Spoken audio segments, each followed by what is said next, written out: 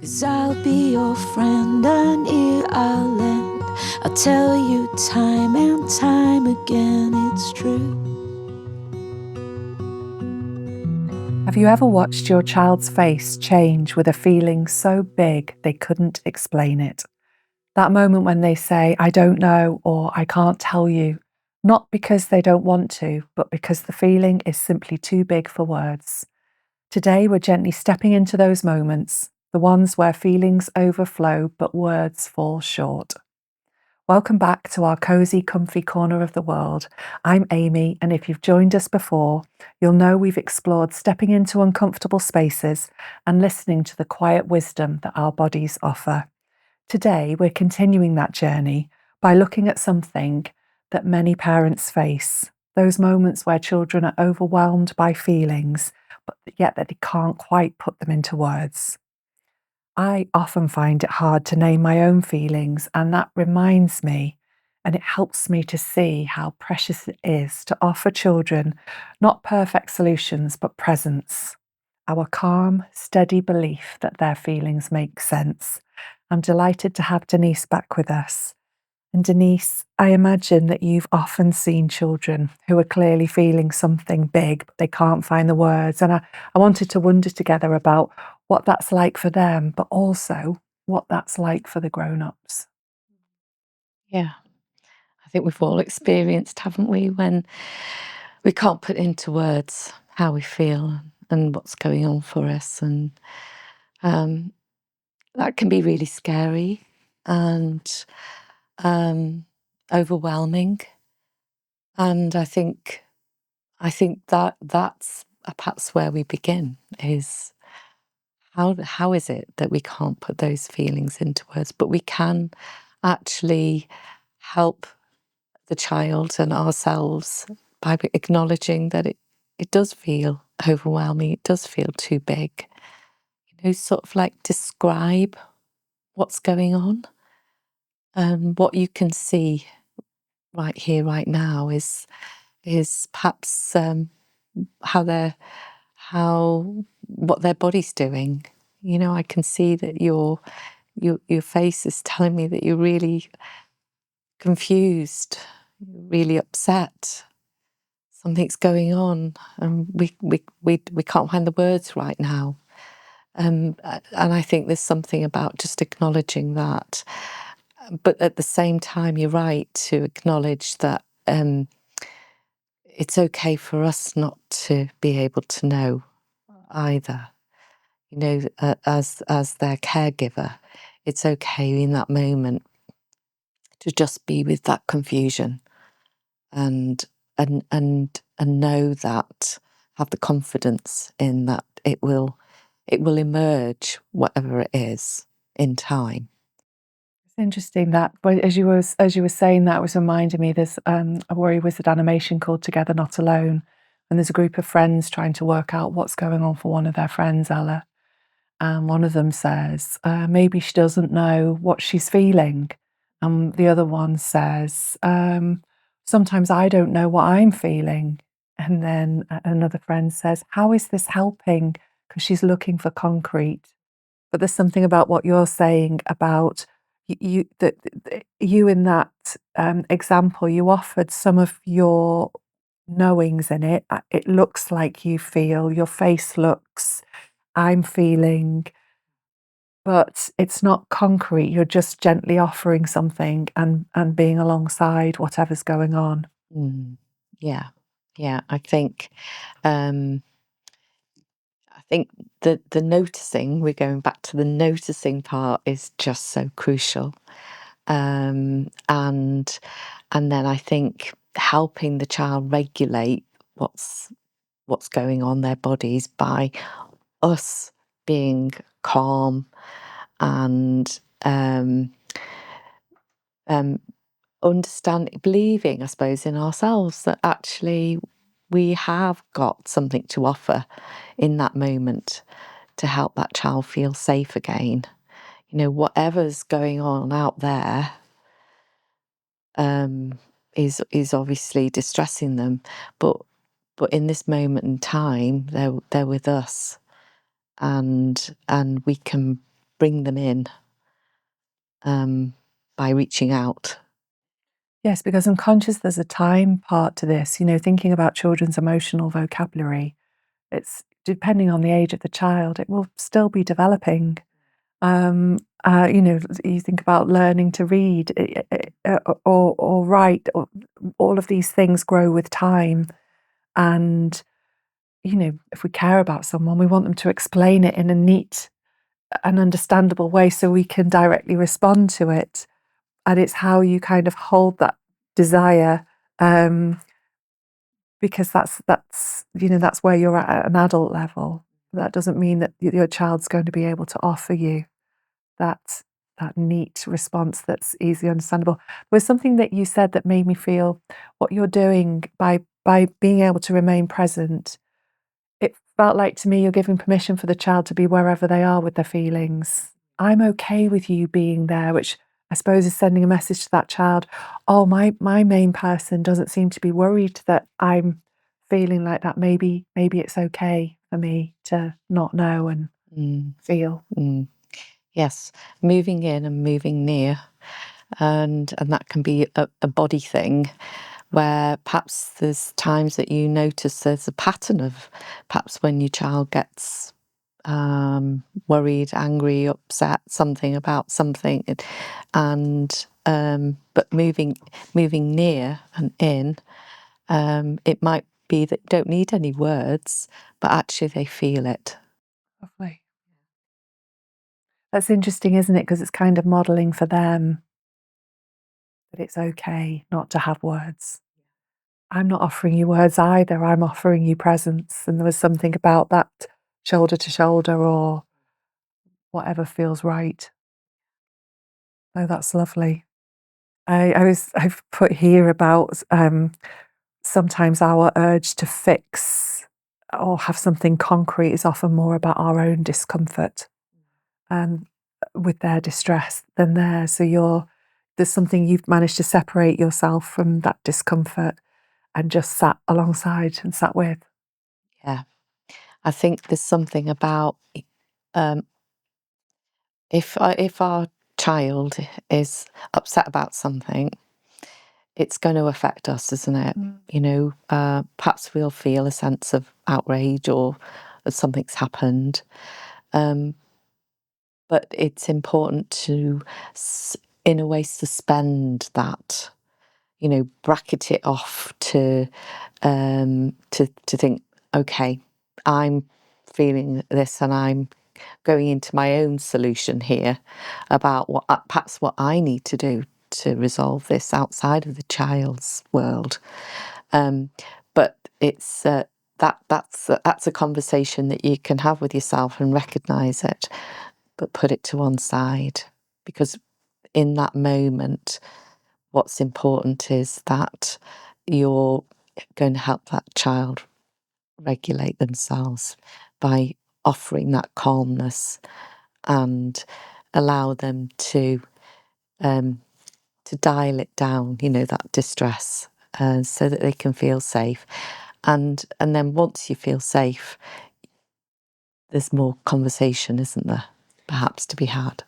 Yes, but you start. But Sorry, it's the starting off, where you're starting off is not to dive in and fix it with the solution, but to just be with and notice, regulate yourself before you can help that child. yeah. So you starting off with notice when your child's big feelings trigger something in you. And I suppose one of the parts of that is that, sometimes you won't be able to regulate that in that moment. And, it's okay to say, I'm just going to need a minute and model for the child that idea that um, there are ways of holding big feelings. And that's one of them. It might open a conversation between the two of you. I wanted to talk about simple grounding techniques, and you've offered one in terms of that lovely sense of shoulder to shoulder. But I suppose I wonder what other things might there be. You taught Denise about all the senses, so I suppose I'm thinking about lighting.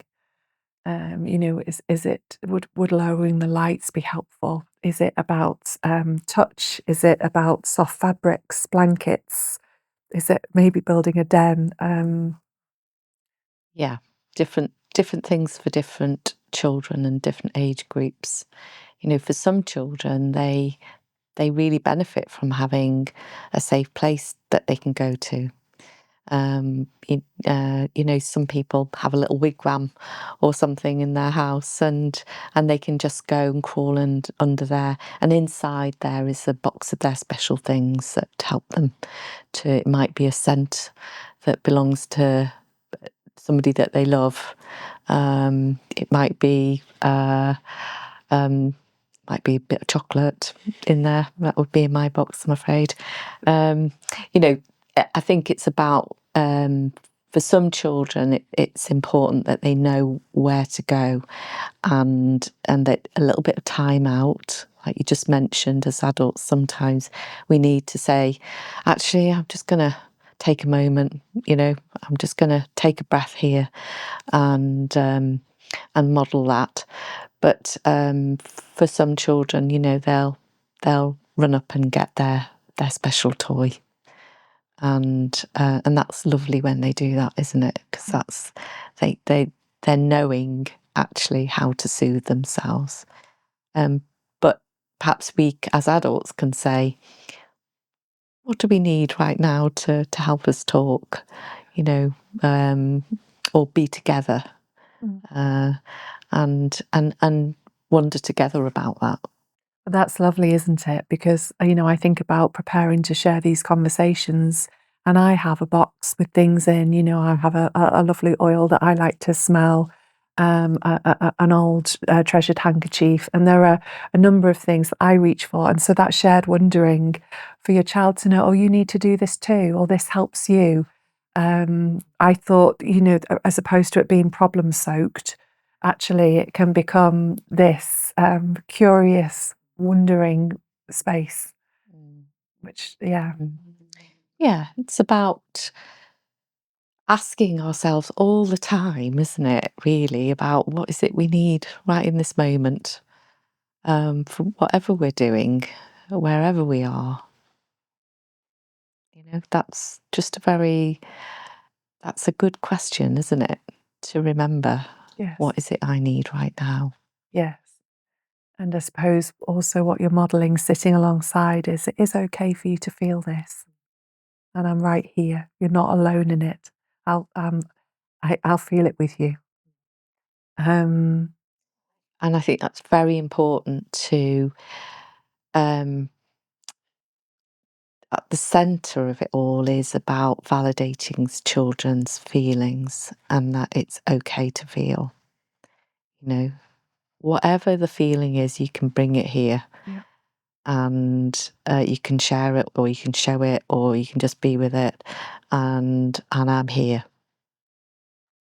I think what's lovely in what you've just said is it reminds me, Brené Brown did some research into feelings, and she asked adults, and adults were given a minute, and a lot of them named three. They named angry, happy, and sad. And when the same challenge you do, when I've done that with children, the range of feelings that they name, children, they've got a lot to teach us, which is a great a great thing in this, isn't it? So they might have things that they use to soothe them that might teach us things, and it's that collaboration together which can be fun and playful. Yes, yeah, I think that's right. You know, I think for many adults, feelings have been squashed down, haven't they? And there's been some sort of conditioning and a bit shame around feeling vulnerable, and hopefully we can allow our children to just feel what they feel, because that's normal. That's what bodies do, and that's what we want for this generation, isn't it? Yes, in one of the in one of our pieces at the Worry Wizard, it says, "Feel your feelings, big and small. We help our feelings when we can feel them all." Um, so yes, it's my little poem I take around with me.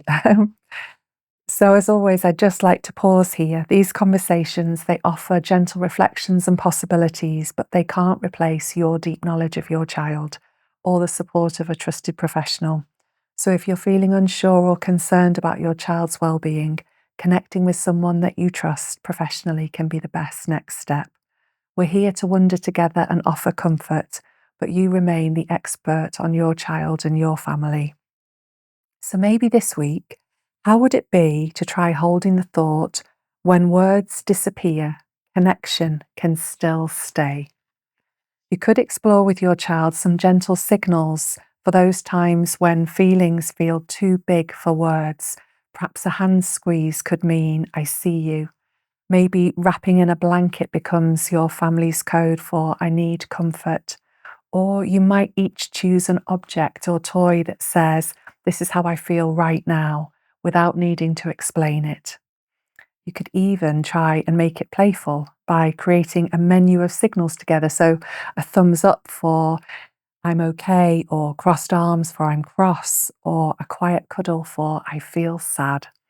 You and your child might choose very different signals, and that's perfectly okay. The invitation isn't to get it perfect, it's simply to find a few ways of saying, I'm with you, even when the words are out of reach. These chats are just beginnings. If you'd like to explore more, you'll find 2 other Worry Wizard podcasts inside In This Together, A Year with the Worry Wizard.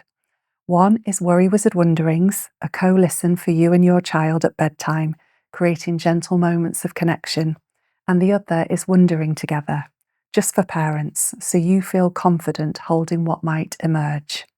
Together, they're here to walk alongside you in the everyday ups and downs, the wobbly mornings, the tricky bedtimes, and everything in between. Denise, it's been lovely to sit together and get to wonder today. Thank you. It's been lovely to explore that perhaps we don't need all the answers to be exactly what our children need.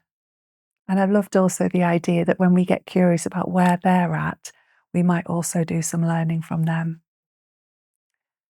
For our listeners, how would it be this week to try holding the thought, perhaps my child doesn't need me to fix it. Perhaps what they really need is to feel my belief that they can feel this and come through it. Sometimes the biggest gift we give our children is showing them that big feelings won't break them or us. I'm sending you well-being wishes from me, Amy, the Worry Wizard. When you're feeling scared like nobody cares, I hope that you know that I will always be there for you. I'm here for you. And tell me what you're thinking, 'cause I want to know. When your heart is sinking, I'll be there to show with proof. I'm here for you. 'Cause I'll be your friend, an ear I'll lend. I'll tell you time and time again, it's true.